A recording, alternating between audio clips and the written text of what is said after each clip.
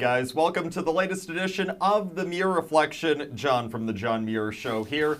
And not surprisingly, once again, the head coach of the NBA's San Antonio Spurs, Greg Popovich, is publicly taking shots at our great president, Donald Trump.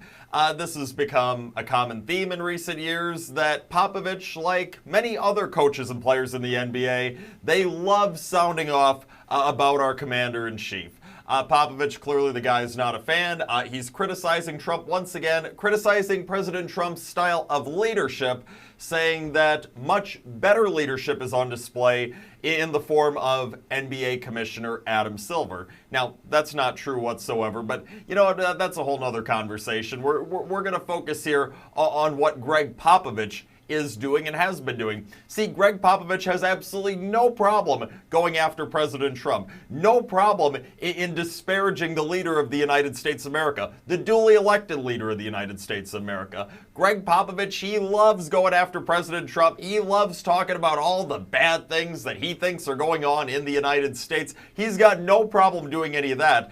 But have you noticed that Greg Popovich and a lot of his fellow NBA stars, fellow coaches like Steve Kerr in Golden State, players like LeBron James and Steph Curry and Kevin Durant, these people who have no problem attacking President Trump, who have no problem in disparaging the United States of America, who have no problem doing any of that whatsoever when it comes to their own country and their own president, a president who's very successful, and a country that's the greatest place in the world. They have no problem taking shots at Trump in the United States. But when it comes to other countries like, I don't know, China, well, all of a sudden Greg Popovich and Steve Kerr and LeBron and Kevin Durant and Steph Curry, they have nothing to say when it comes to China, which, by the way, is not the greatest country in the world, which is actually ran by Xi Jinping, who oversees an oppressive communist regime. I mean, really, this is the contrast you have. For people like Greg Popovich in the NBA, they criticize a duly elected president in Donald Trump. They criticize a free country like the United States of America, but then they're silent when it comes to China, an oppressive communist country. I mean, it's just remarkable that they think that there's so much wrong with the United States of America where all of its citizens enjoy basic rights and can live freely, but they have no problem with what's going on in China where people are being oppressed by communists. I mean, it's just remarkable the take that they have on all this. You know, recently the NBA came under fire because the Houston Rockets general manager sent out a tweet, and all it was saying in this tweet was, yeah, you know what, that's terrific what they're doing over in Hong Kong in trying to free themselves from that Chinese oppression. And China just was so up in arms about it. They were angry with the NBA. And then you had the NBA bowing to China to try and make them happy because the NBA is so dependent on the Chinese market for its revenue. So the NBA has spent the past couple of weeks now just bowing to the Chinese. And Greg Popovich isn't saying a damn thing about it. All of a sudden, Mr. I love politics and I want to weigh in on politics all the time.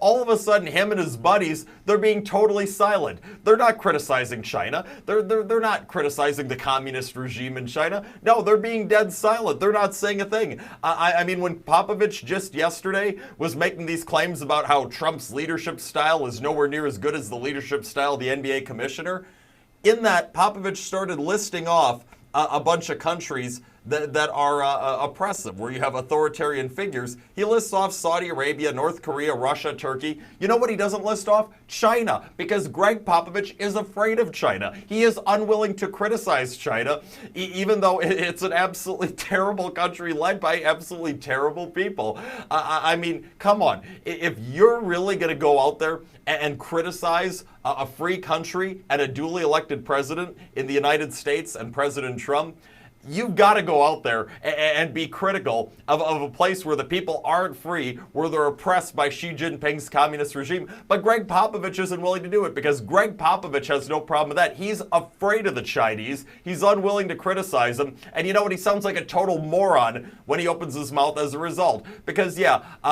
spoiler like Greg Popovich, democracy, a lot better than communism.